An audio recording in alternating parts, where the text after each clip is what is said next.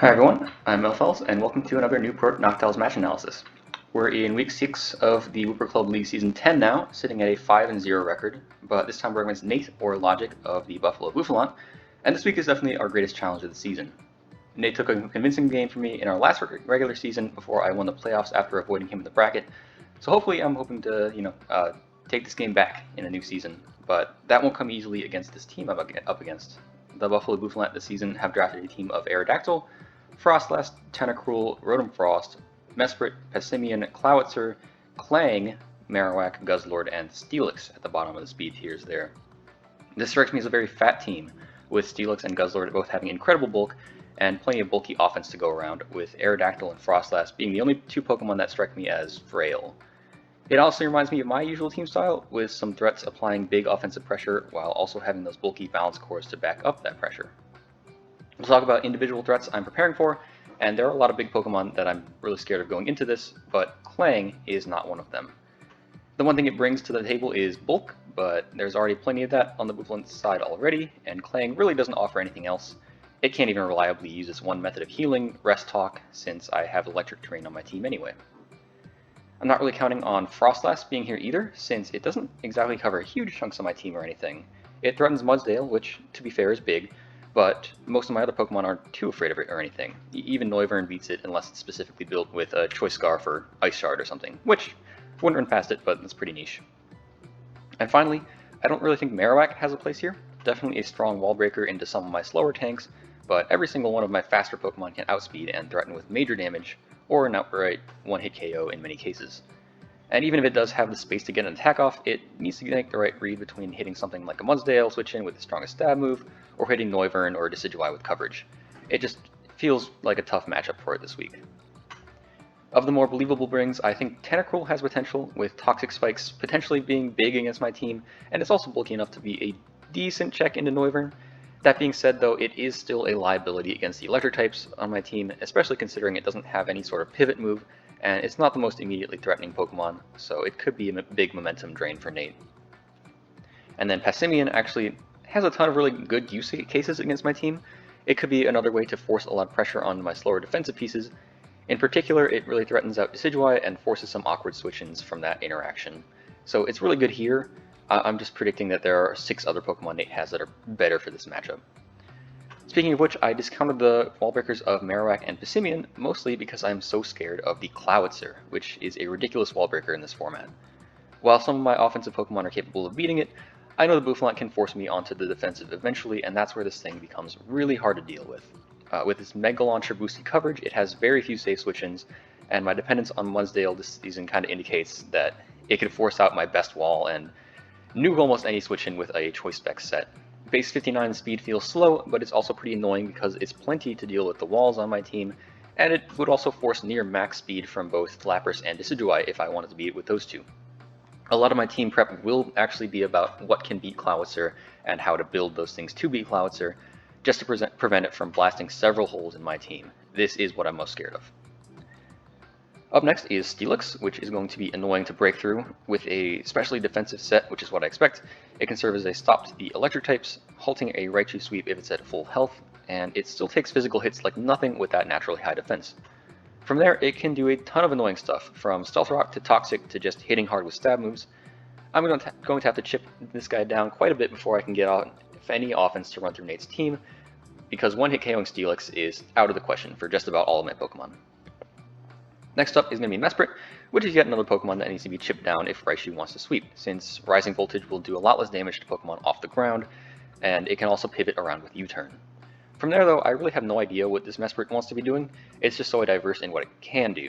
Screens are an option, and so is Stealth Rock, or Trick Scarf, or Status, with things like Thunder Wave and Toxic. Nothing it's doing is that threatening, it doesn't disrupt too much, but it has enough utility options that I think Nate will find a use for it, and subsequently I'll have to deal with that creative use. Guzzlord is another big problem for me to deal with, potentially being a great check to Raichu and Decidueye, who would otherwise have pretty good matchups in the team overall. It's just really hard to break through this guy with very little potential to one-hit KO it, and nothing on my team makes a great answer to its Dragon and Dark Stabs. And no, Aromatisse isn't an answer because Guzzlord can pretty easily outspeed and KO with Heavy Slam. And another Pokemon that came more threatening the more I thought about it was Rotom Frost. I don't have any Bolt Beam resists on my team, and Rotom is intensely threatening to Lapras, which is going to be would otherwise be a really good specially defensive wall to deal with Clauser, but is going to just be hard to use with that electric type threatening us so much. Lastly, Aerodactyl is just so good for offensive pressure. It outspeeds my entire team and threatens every one of my faster Pokemon. It makes it a lot harder for things like Noivern to run through the rest of his team. I have a feeling it'll be forcing me in Mudsdale as a check quite a bit, and like I mentioned before, this team has some pretty good options to exploit Mudsdale. There's so much offensive presence on my opponent's side that I was hard-pressed to answer it all, so I started with offense to apply some offense pressure of my own. So Raichu is going to be coming this week as a Nasty Plot Sweeper, and while the Bouffalant aren't particularly weak to electric, there are some big things that will be threatened out a lot by it. Raichu has the coverage to go for a full sweep as well, with Surf to hit the ground types, Steelix and Marowak, and my personal least favorite move, Focus Blast, to hit Guzzlord and Rotom. With just enough chip damage on some of Nate's bulkier pivots and walls, Raichu works great as a win condition under electric terrain. And the speed investment guarantees we outspeed everything in terrain, including Scarf Aerodactyl, and we also outrun max speed Rotom outside of terrain. And of course, providing that terrain, we have Pincurchin with the Electric Surge, of course. The moveset is pretty standard, with Rising Voltage and Scald threatening just about everything. Even the Guzzlord is scared of being burned. Spikes is great utility if I happen to get free turns, which is not too likely, but we'll see what happens. And Recover helps with longevity to continue setting that terrain over the course of the game. The investment might look a little weird, but it puts a few important calcs in our favor. With the defensive investment, Pincurchin is able to survive a Life Orb Aerodactyl Earthquake, Choice Specs Clouds or Water Pulse, and with the offensive investment, Rising Voltage is strong enough to one-hit KO max HP Passimian with the Magnet Boost. So it's pretty strong against everything else too. Once again, the point of Pincurchin will always be to set terrain as much as possible, but giving it the specific set does give it a decent matchup spread here. So with the Electric Core going, we need a way to apply extra pressure on the ground types, as well as Guzzlord, since we'll need chip damage on those for the Raichu to sweep. So to help with this, we'll be using Decidueye with a Choice Band, which puts a lot of pressure on Marowak while also forcing in Guzzlord and Steelix to take heavy hits. U-Turn in particular chunks down Guzzlord hard, putting an easy range for other fast threats. As for a matchup against everything else, Ghost moves are super spammable into the rest of the team, so Poltergeist is an amazing raw power option, while Shadow Sneak handles a Rogue Aerodactyl or Frostlass in a pinch. The Adamant Nature is for more power, because with max speed, we still do outspeed and beat timid Cloudser with Leaf Blade. And speaking of Cloudser, I really wanted a special wall to deal with Cloudser and Rotom, so Aromatisse with max special defense was a natural choice. We're running enough special defense to avoid that 2-hit KO from Specs Cloudser after Leftovers Recovery, and this also gives us more than enough bulk to tank hits from Rotom as well, and my team would struggle with that otherwise. As far as the moveset goes, Moonblast plus Wish and Protect for recovery is pretty standard at this point, and I also brought Heal Bell again because I'm expecting Toxic from Steelix, and maybe Scald and Tentacruel as well, so it'll be good utility.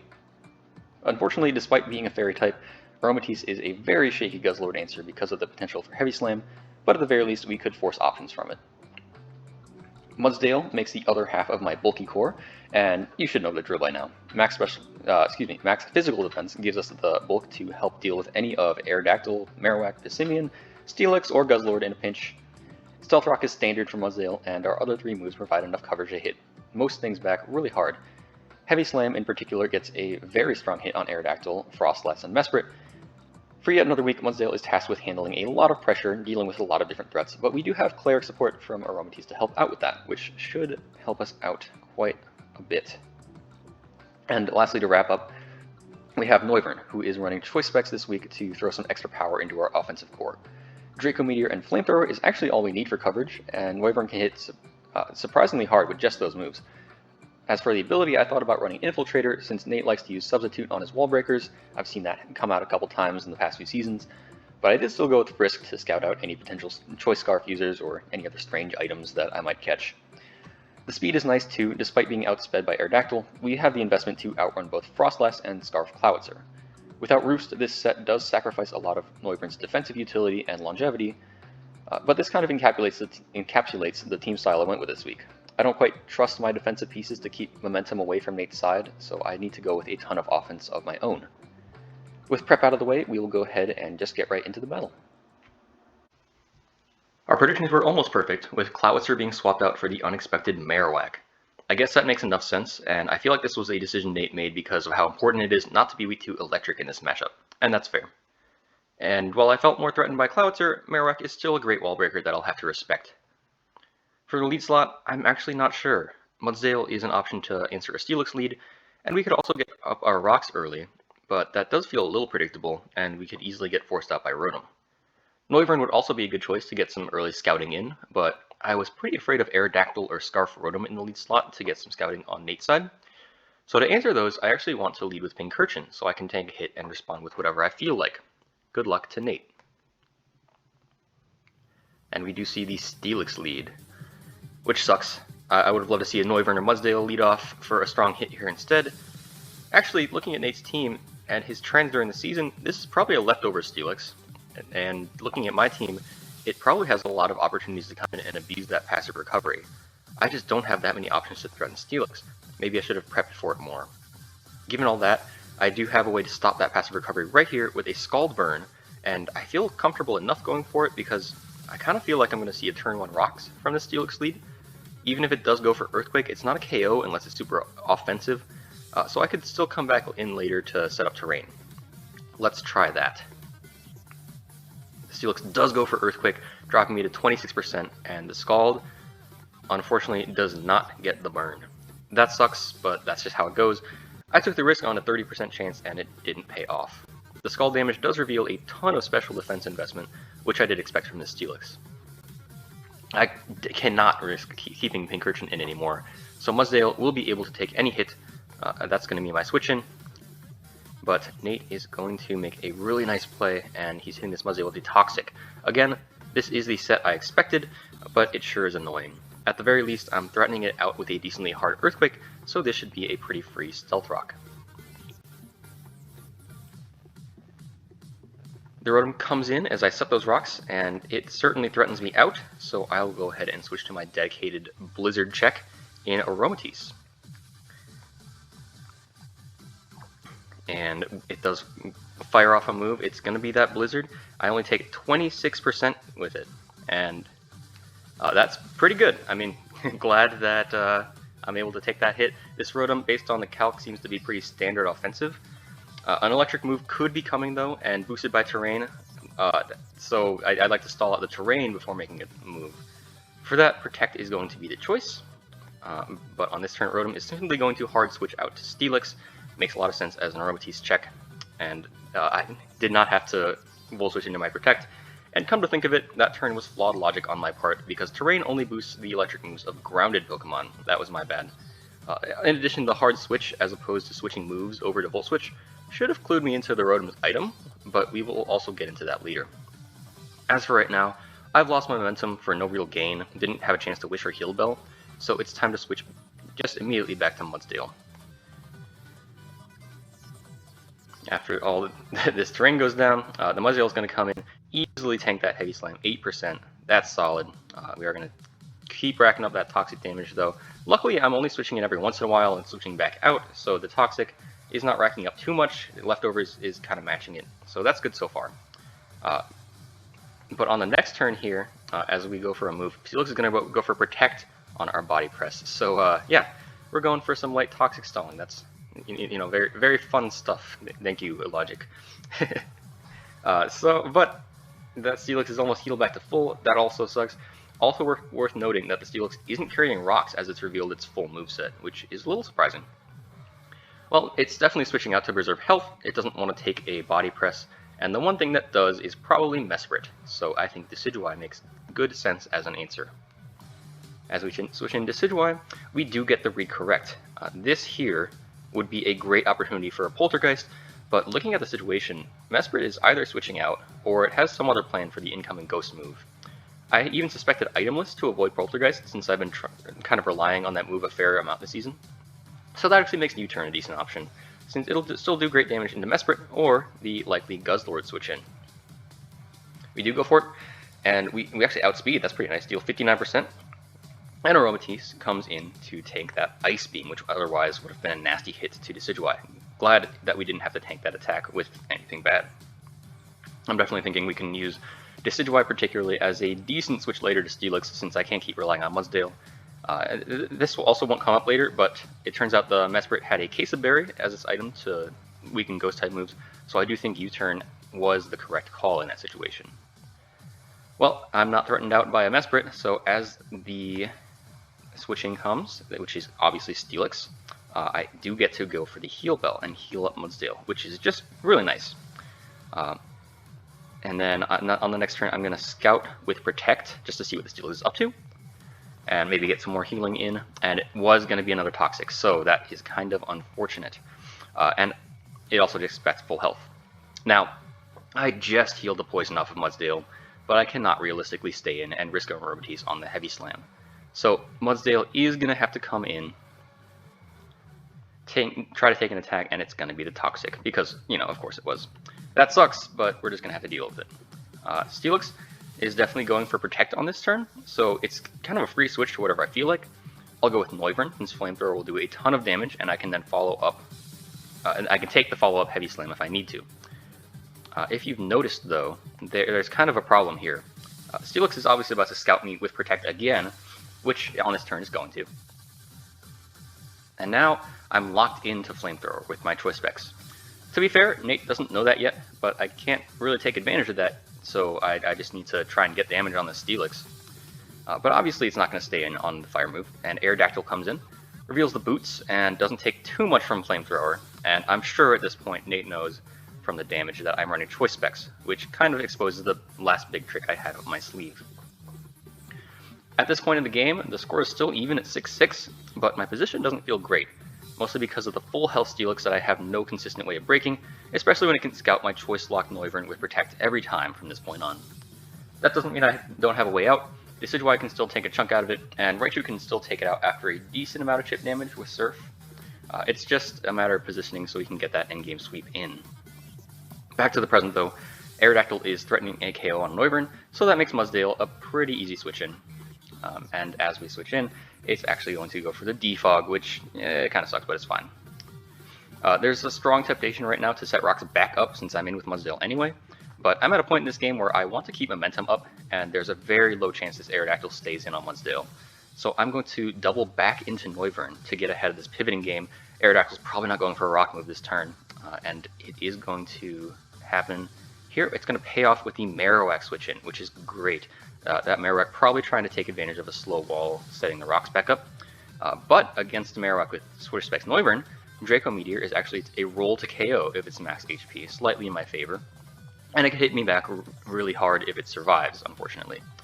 I'll still take the risk and go for it, mostly because getting a good hit on this thing would be great for me. I don't want to let a full health Marowak go running wild in the late game. So Marowak is actually going to Protect on the first one. Turns out both ground types were running Protect, which is probably a move to stall out terrain turns. That makes sense. Regardless, Draco's still going to chunk something down, so I'm still going for it right here. And the Marowak's going to stay in, and we get the KO. That is honestly really amazing. And you see the Rotom Frost come in, but ignore that for a second. Turns out the Marowak was not running max HP, so this was always a one-hit KO, and I do feel really good about that. All of a sudden we're playing 6-5, and we don't have that wall breaker to worry about anymore. So yeah, back to this Rotom. It's the Revenge, which makes a lot of sense. Scarf Blizzard makes sense here, and even without Scarf, it could easily take a -2 Draco and KO me in return. But here's the thing, there's a Volt Switch coming this turn. I can feel it in my bones. Nate wouldn't want to give up momentum by giving me another free Aromatisse switch in. So the decision I'm coming to is to stay in with Noivern anyway, and we'll either get a good hit off on Rotom, or find out that it's Choice Scarfed. I did hesitate a lot on this choice. Is it worth the risk of losing Noivern? Yes, I think it is. First of all, I do think I'm very, very confident that's a Volt Switch coming. And second, I'm realizing at this point that I'll need to make some big plays to get ahead, and this is one of those big plays. So keeping Noivern in is going to be the play, and we do see on this turn the Scarf Volt Switch out into Steelix, who will just take a small chunk from that Draco. Of course, seeing Steelix, I'm going to have to take the hit with Mudsdale, whatever it decides to do. I can't threaten it out with Draco anymore, and so we're going to switch in here, and it actually Earthquakes. Nice little read there. So I'm going to use this opportunity to get rocks back up since I threatened the Steelix once more. And it might protect, it might switch out here. Either way, it's fine. It does switch out into the Mesprit, and we get the rocks back up. That's great. So I really don't feel like taking an Ice Beam with Mudsdale right now. It still has some use in this battle, and toxic damage is racking up anyway. So it's time to switch to Aromatisse again on this Mesprit. It's been a good answer so far. But as we do that, Mesprit is of course going to U-turn out. Good play on Nate's end, and it goes into Steelix. That's, again, the unfortunate matchup. There was no way I could stay in again with Mudsdale. I can't make these bold risks on pivot moves every time, unfortunately. This is kind of a bad cycle we could be getting into, with Nate finding so many opportunities to get Steelix back in, while I'm forced to bring in Mudsdale and keep getting chipped down with the toxic damage. So this time, instead of Mudsdale, I'm going to take the Heavy Slam with a different Pokemon, and that is going to be Noivern. Now I can get ahead of this curve after taking this Heavy Slam, fire off a Flamethrower. At this point, after this first Protect turn, of course, which Nate is going to go for, there's the Protect for the Flamethrower, and now he knows I'm going for it. So he does know it's coming, and he could switch into Aerodactyl or Guzzlord to take it, but what I'm hoping for is for him to take the hit and KO me in return. I have established that Noivern is a big threat. I already took out one of his Pokemon, so this isn't unreasonable. As for me, we've established that this Steelix is a huge problem, so I would just love to trade Noivern for most of its HP. And on this turn, we are going to see the Steelix stay in, takes nice 70%, and the burn. And then we survive the follow-up Heavy Slam. This is a gigantic swing in our favor, much more than I was expecting. My Noivern is still alive because of the half power of the Steelix. Steelix obviously has its power half now, but more importantly, it is no longer getting passive leftovers recovery.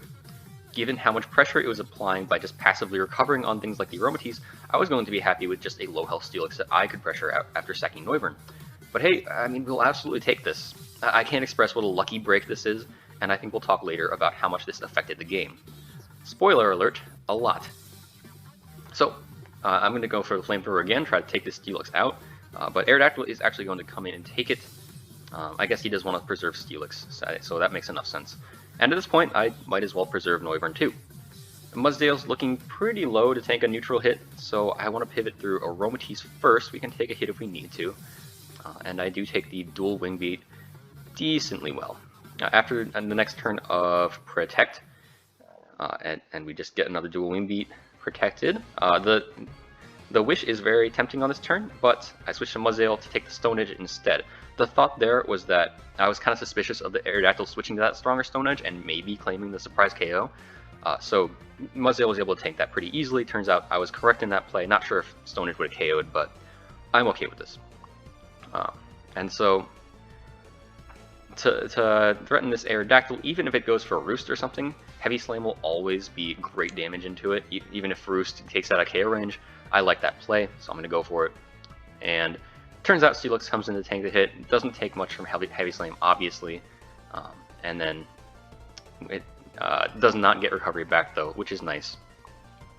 And despite it being essentially neutralized, not getting any recovery anymore, it is still annoying because it'll probably use Protect again to stall for more toxic damage. But right now there's kind of an idea forming in my head for a win condition. If we can sack Pincurchin on the first or second turn of terrain, then Raichu will get plenty of time to blast holes in the remainder of Nate's team. So let's just bring in Pincurchin now.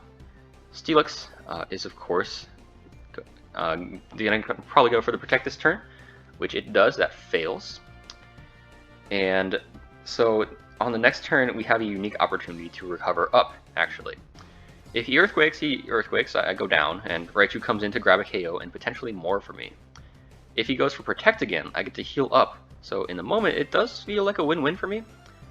And on the turn, the Protect does go through, as does the Recover. So I might as well just go for a Scald here on the next turn to finish off the Steelix, since we definitely survive a half-powered Earthquake from this health. As we do, and we get the Scald, take the Steelix down. What an annoying threat gone. That situation played out really well for me. I'm glad I get to bring Pincurchin again for another round of terrain later.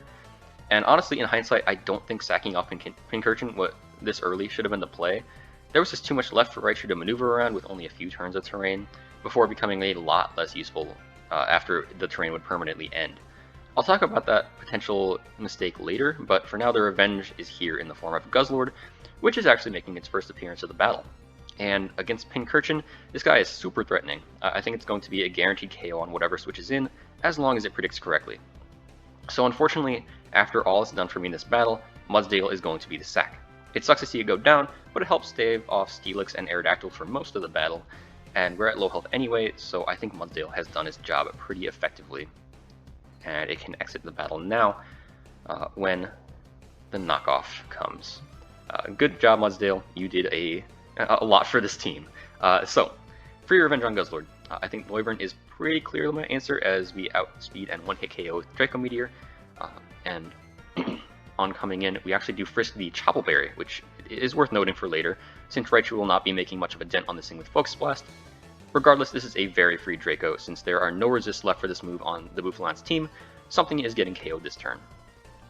And it's going to be the Mesprit, which makes a lot of sense since it was a slower, bulkier set, brought down to low health already. So on the revenge is going to be Aerodactyl.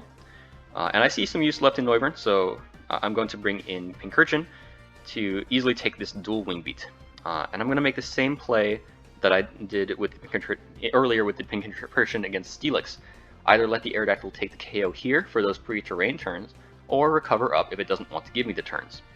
And I know I just said that making the play against the Steelix was probably a bad idea, but I think it's more acceptable here. The closer we get to the end of the game, the more comfortable I am making use of those limited terrain turns to blast one final hole in the team with Raichu before cleaning with something else. The Aerodactyl on this turn is actually not going to KO me and switches to Guzzlord, which opens me up for a free recover. That's great. That's probably the best play from IllLogic at that point, because Guzzlord is once again threatening a KO on something. He's getting its own offense going with this thing. How wonderful. I need to pick another sack here, and despite me saying Noivern was valuable, it does seem a lot less valuable now, just because it was the only way to cleanly KO Guzzlord. But at this point, Guzzlord is starting to take a decent amount of Rock Chip as it continues switching in, and Noivern is essentially useless against Aerodactyl and Scarf Rotom. So in we go with the Noivern, and Guzzlord is going to claim another KO for the game. At this point, my win condition seems more clear than ever. I just need to get Raichu in with the most terrain turns that I can, and sweep the rest of the team. All we need is one more chunk out of the Guzzlord's health, so the best thing I can safely do is bring in Decidueye to get off a big U-turn. And we are going to do that as the Guzzlord gets that attack boost. Doesn't matter too much for Decidueye since we are pivoting out. We take Guzzlord down to 8%, and Aromatisse comes in to tank the knockoff, actually survive it decently well, but we are not going to survive the next one. All we need to do now is protect to stall out the last turn of terrain. Very good. And then on the next turn we are going to sack Pincurchin, so we can get 5 turns with Raichu to sweep. And oh, that is a 1% survival by Pincurchin. That's impressive bulk from little guy, but it's actually kind of awkward. We have one less turn of terrain for Raichu, but on the bright side, I can save Pincurchin for more terrain later. Let's just bring Aromatisse in for the sack. We do go down to the knockoff, and now finally Raichu can come in with a decent number of terrain turns left. We have 3 turns of terrain and 3 Pokemon left to deal with. Let's do this.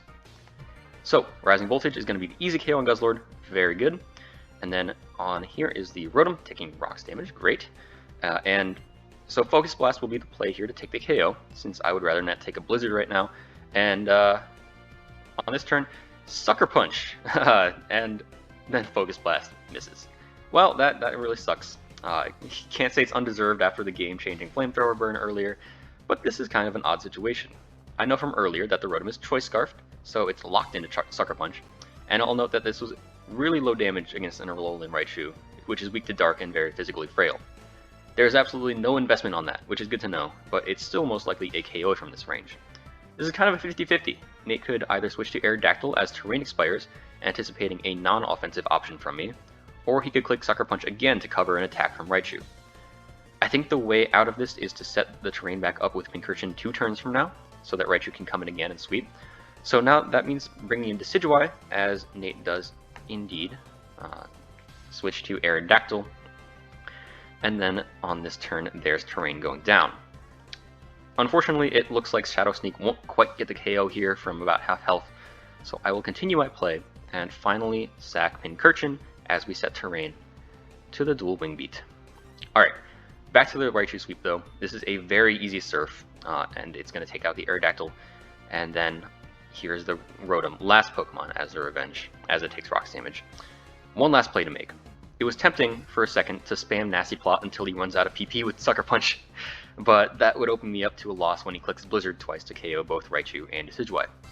If it were just Raichu left, this would be a pure 50-50 with Nasty Plot, but with Decidueye in the back, the safe play is to go for Surf, either bringing Rotom into Shadow Sneak range or locking it into a weak Sucker Punch. And as I go for it, we do see the Sucker Punch take Raichu out, and then Decidueye is going to come in for the revenge, take a small chunk from it, before we claim the 1-0 victory with a Leaf Blade. Good game to IllLogic. This was a tense one, with a whole bunch of interesting plays on both sides, but what I'd most like to dissect is the misplays I made that caused this game to be very close to a loss for me. I think the most evident mistake for me was made in the Teambuilder, in which I wanted to put so much offensive pressure with some of my Pokemon to shore up the otherwise rough Steelix matchup, while also tailoring my defensive core to handle Clowitzer, of all things.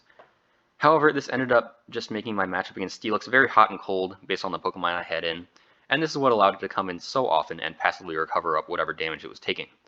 We can really see how detrimental my team building was because of how desperate I was to get damage off on Steelix, even from turn 1 with the Scald Burn fishing, as well as my willingness to sack the valuable Noivern in exchange for 70% of its health.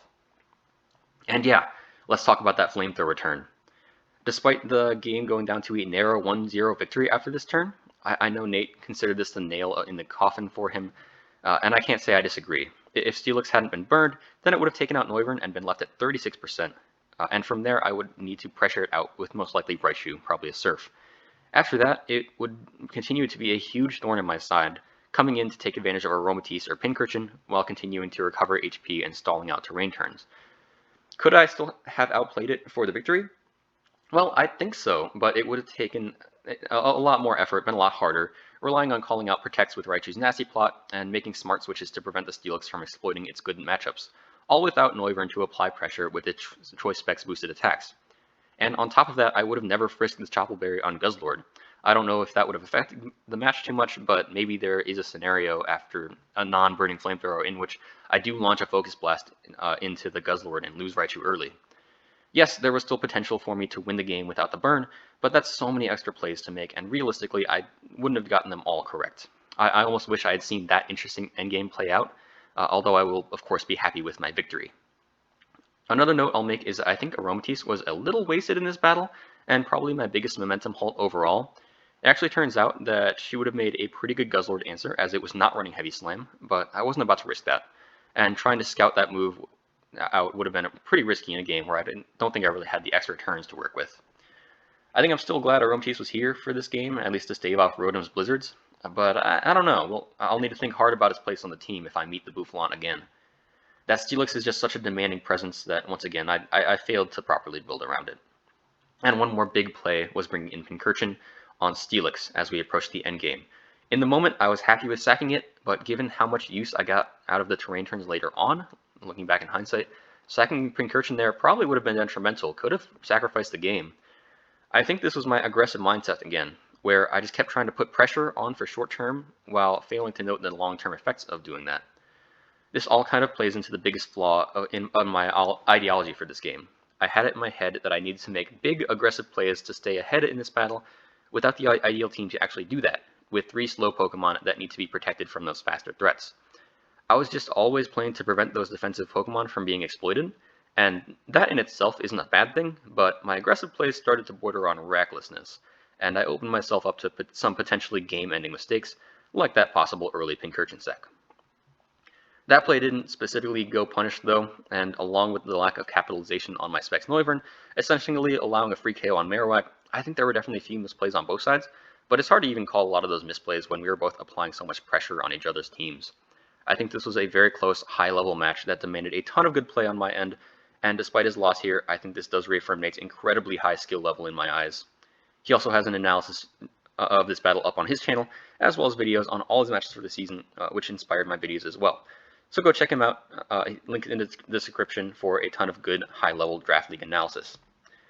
Alright, so this match brings us to a 6-0 record. which means we have a very high chance of grabbing the #1 seed for the playoffs. We just need one more win to guarantee it. I'll be looking for that win in Week 7 against the Baltimore Oricorios, who have been struggling this season but are not a free win by any means, with a few scary Pokemon that my team might struggle to handle. We'll see.